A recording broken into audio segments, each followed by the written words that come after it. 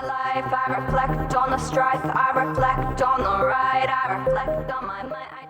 Hey, Composing Gloves here, and today we're going to talk about a Pluck bass with FM8, and we're also going to talk about something that's not normally automatable that I've always wanted to automate, but some methods on doing it. And one of them is you just simply record what you're doing live. So I'm going to play for you the sound I have, and I'm going to sort of automate it in real time. And if I wanted this to be in my track, which this is something where I really would want this in my track, so I would record me doing the move live while it's playing on the track itself using Edison. If you're using like Ableton, you could just use the record function on your DAW.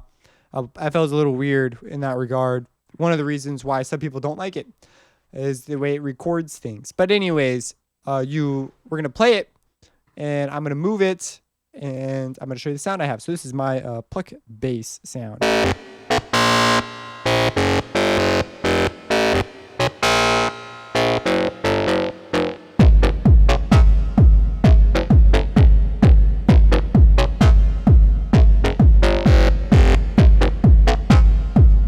So that's the sound, and I'm going to do it pretty soft, but so this is something I could probably have a little bit more drive and stuff, but it's for the most part there. And you see I have this kind of crazy looking thing going on here. So let's go to the operators tab. You notice some of them are at 2, some of them are at 1. This was set by ear, and it's a bunch of tiny modulations that adds a little bit of grit to the track.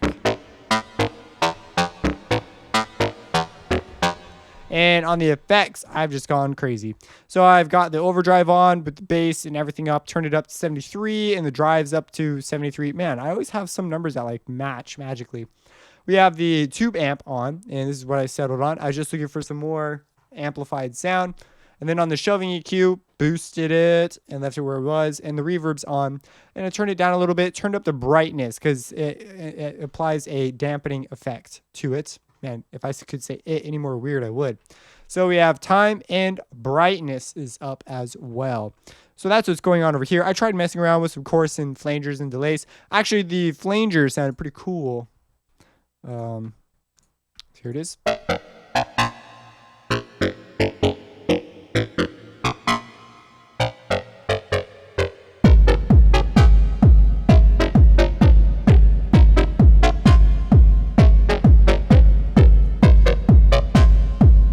But I took it off at the end. I didn't like it in this particular setting. So let's make one. Let's make one of these jazzes.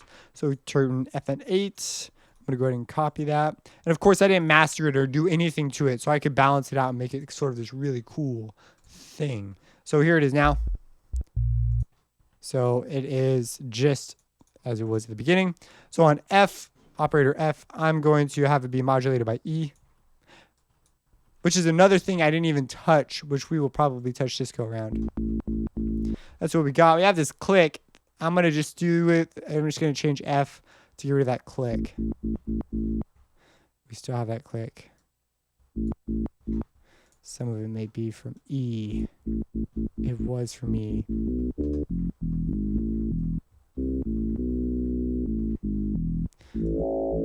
So I don't want it too much. I'm going to do D into E. I'm going to change D. I'm going to make D an octave higher. Maybe bring it down a little bit. Just move it into C. I'm going to move C into D. I mean D into C.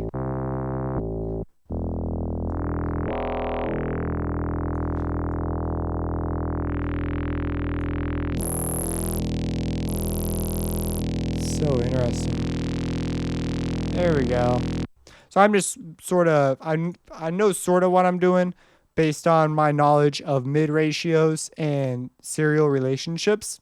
But now it's sort of a timbre movement change. I'm messing with timbres more than I am with the low ratio video I have in my Learn FM series, which, by the way, if you don't know anything about what I'm doing, you should go watch that. So I'm just trying to nail, I want some more upper end. I might try moving it up, which is pretty close to there. Now we're going to come over here to the effects, turn the overdrive on.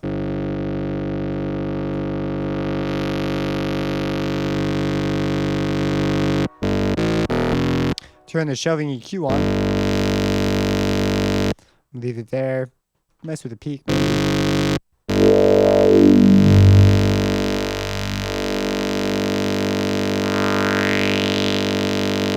Be kind of cool to have it there. Maybe not so. I want this to be sort of a bigger sound. So. Now let's turn the tube amp on.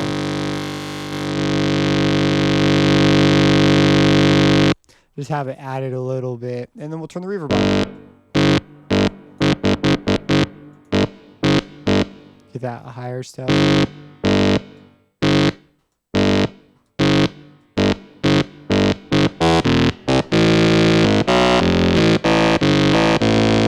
Now let's come over here. Let's mess more with the operators. Let's try changing a few more of them to 2. Let's try changing E. E will be the bottleneck. No, I like E lower.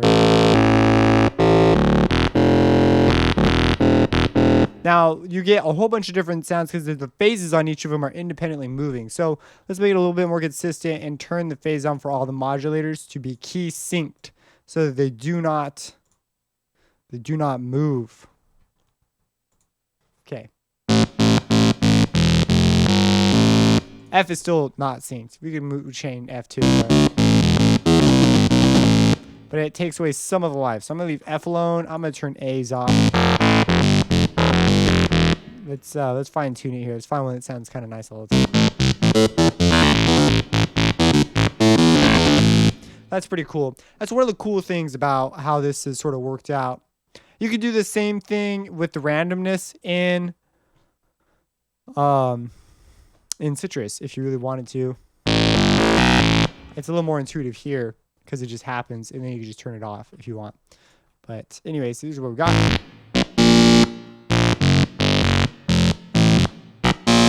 What would be kind of interesting is if we took E, and we know that we're going to turn it up to 60. So let's go ahead and browse parameters and find E, which is right here. Create an automation clip for this guy. And we're going to make a dot right here. So we're going to reach there. Okay, it's going to be difficult. Whatever. Pretty darn close. Small things like this could make a huge impact on your sound in FM, but we're just going to live with it because we're being creative right now. And so E is going to turn on and allow the modulation to come in. So it's going to be introduced. And then we are going to... I know what we want to do. We want to take F and make it a pluck because we're making a pluck thing.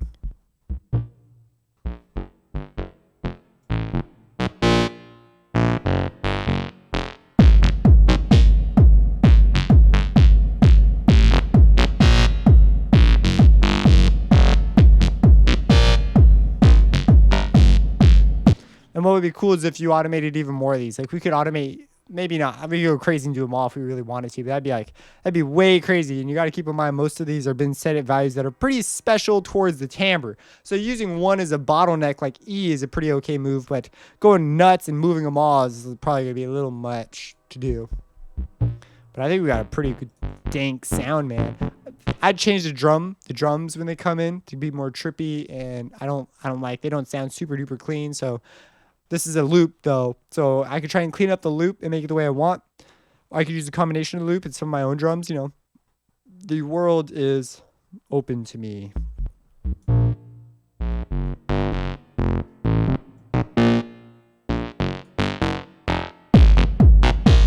You could try turning off some of the key syncs.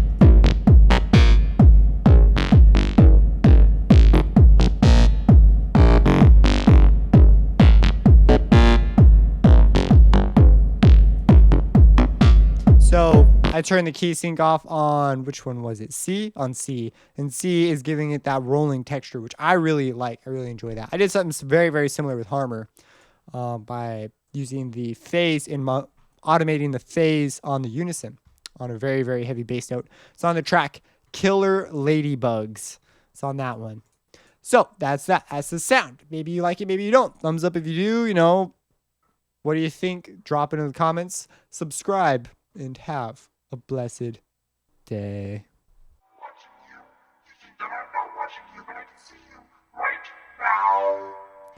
So, today we are going to explore the wonderful world of free VSTs. Today it's a free vocoder.